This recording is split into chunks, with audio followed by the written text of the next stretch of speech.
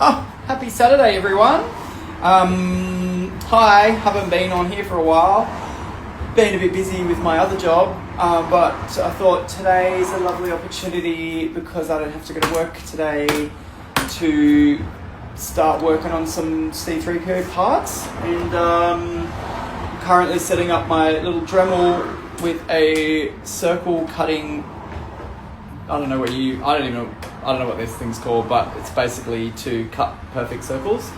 So I'm currently just putting that together. This is one I prepared earlier. It's just basically divide your circle in two and then measure where your center pin goes. Turn it on and go. I'll show you that in a sec. Alright, now these are all the off-cut parts that I had from making my thigh pieces the other day.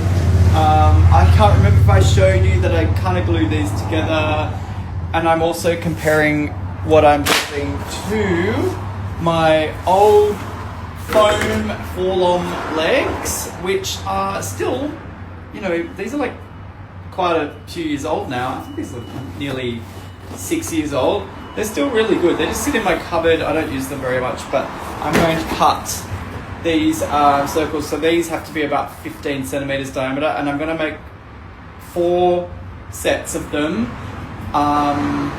There's going to be 8 pieces.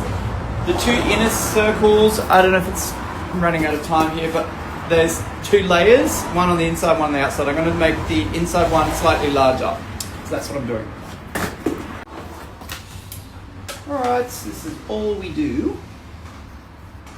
There's a hole that I've already drilled in the center. I'm going to use this piece of this offcut circle, and I'm just going to reduce the diameter of it a little bit. And I've just got like a router piece on my Dremel.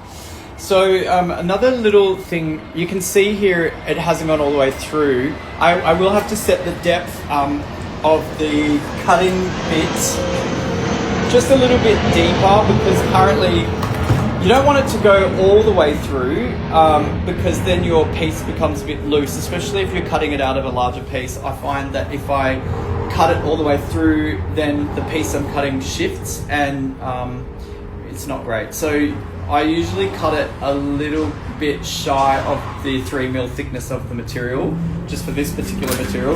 But I've set this a little bit shallow, so I'm going to have to go back and double go over this again, basically. But with PVC, I find that a slower speed is good. Too high and it starts to melt the material, and then you end up with all these like bally bits like that, and then you've got to try and clean all that up. So you kind of have to go around a few times as well.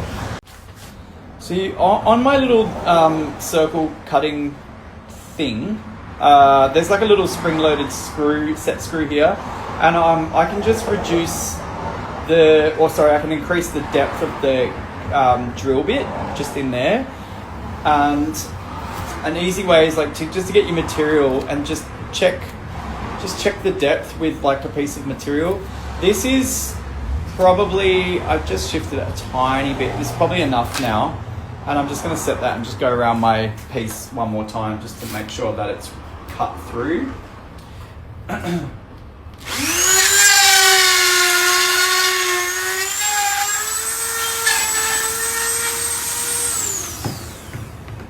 see how that's just like gone all the way through and cut that piece off completely. So I just cleaned all this the edge of this up by just running it on the cutting blade on both sides and just going over any bits that looked like they were a bit melted, and it's just kind of cleaned it up. It won't need too much sanding, which is nice. And most of the time, like a lot of that will get filled with glue anyway, so you know, you can get away with not worrying too much about it.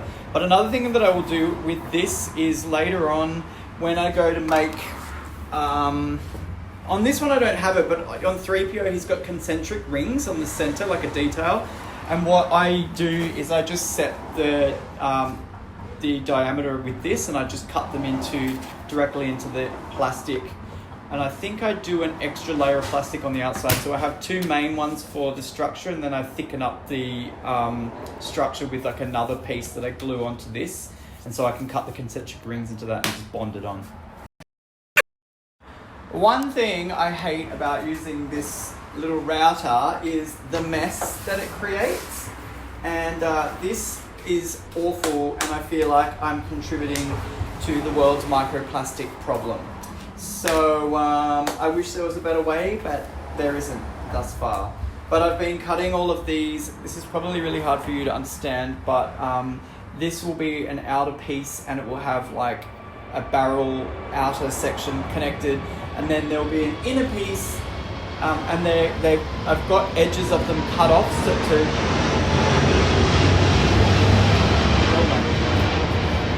I've got different parts of the outer edge cut to give it clearance for when the barrel is connected, and it's sort of hard for me to explain, but you've got outer panels like to make a barrel, and they kind of interlock, and these outer edges that I've been trimming is to make clearance. Alright, this will probably make it a bit easier for you to understand what I'm doing. So see how these two edges, they kind of like, that'll be the front of the knee where that part is, and so that where it says lower outer, that's where a flat panel will be wrapped around, and then on the top there'll be a flat panel wrapped around and glued onto this edge. So basically what this does is it gives clearance so that we don't get like this edge scraping on the material on this edge, so it just kind of gives it a little bit of like room to move, you know? Just cleaning up all of these crappy little edges. You can see how the drill bit's kind of like just melted through some areas, but I've got the radius that I need, so I'm just going to trim that off with the razor blade, and it will be ready to start attaching to flat panels. But it's really quite simple, and this is really how I build, everything. So I'm just going to keep doing that. Fun.